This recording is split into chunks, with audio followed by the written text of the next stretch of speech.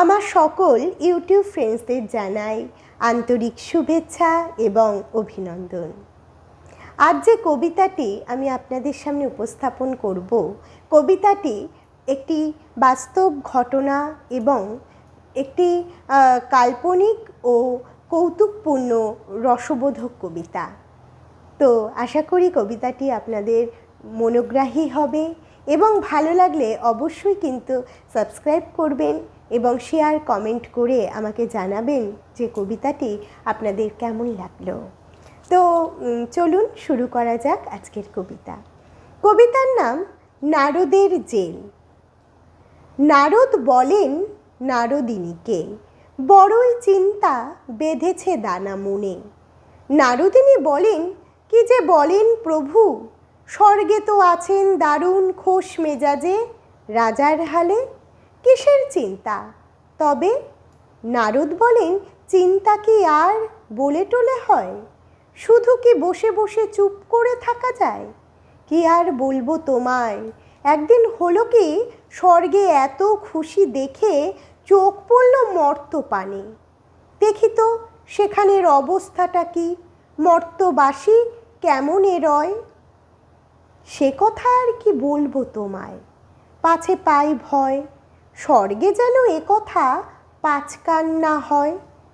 কি যে বলেন প্রভু, আমার জীবদ্দশায় এ কথা লক্ষ্মীমা ছাড়া আর জানবে না কেহ কভু। আবার কেন মা লক্ষ্মীকে করো জ্বালাতন, সে যে আছেন বসে চুপটি করে নিশ্চিত মনে ভগবান নারায়ণের পাশে। এই কথা বলে নারদ মৃদু হাসেন, চিৎকার করে বলেন, নারায়ণ নারায়ণ। নারদিনী বলেন, আচ্ছা বেশ বলুন, এ কথা জানবে না কেহ, আপনার কথাই রবে। নারদ বলেন, ভ্রুকুঞ্চিত হয়ে শোনো মন দিয়ে তবে। মর্তে দেখি চেয়ে সকল শিক্ষিত যুবক যুবতী রাস্তায় আছে শুয়ে। কি যে হলো তাই, সেই জন্যই মনে আমার চিন্তা কুড়ে খায়।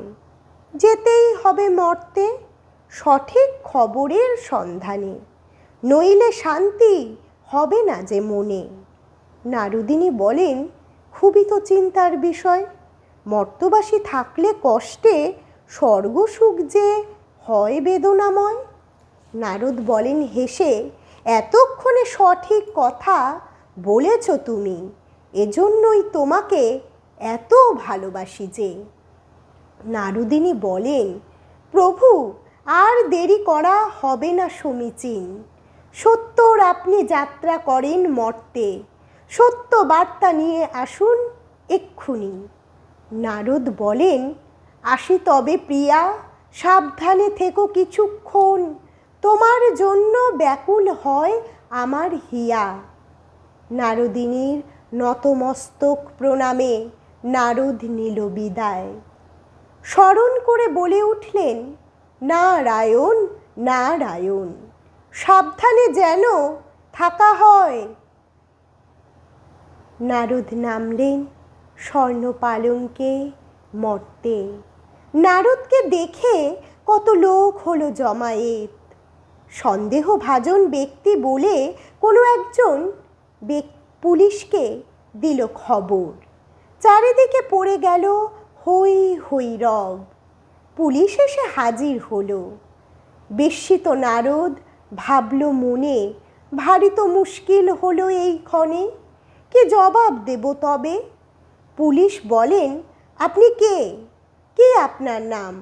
কি করেন? স্বর্ণপালঙ্ক? কোথায় আপনার ধাম? মৃদু হেসে নারদ বলেন মার্জিত স্বরে, আগে আমি হলাম নারদ মুনি, স্বর্গে ছিলাম বেশ মহাসুখে। পুলিশ গেল রেগে। কি? চুপ করুন, ইয়ার কি হচ্ছে নাকি? বুঝেছি মশাই, আপনি হলেন বিদেশি চর। বেটা বলে কি না নারদ।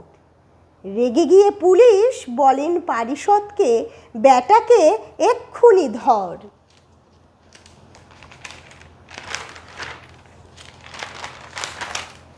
নারদ বলেন, আমি কিন্তু অদৃশ্য হব। পুলিশ বলেন, ব্ল্যাক ম্যাজিক জানেন নাকি মশাই? এখনো সময় আছে, দেখান আপনার ভিসা পাসপোর্ট। নারদ বলেন, ভারী মুশকিলে পড়লাম তো। ভিসা, সেটা আবার কি? এ ব্যাপারে আমি তো অজ্ঞ।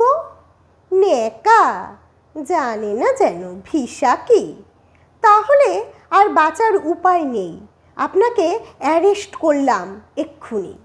নারদ উঠল কেঁদে, মিনতি করে বলল, ছাড়ুন আমাকে। পুলিশ বলেন, ছাড়ার কোনো প্রশ্নই নেই। ধরা যখন পড়েছেন বেটা নারদ, সারা রাত এখন থাকেন গারদ। আমার স্বর্ণপালঙ্কটা যেন থাকে অক্ষত। পুলিশ বলেন, স্বর্ণপালঙ্ক?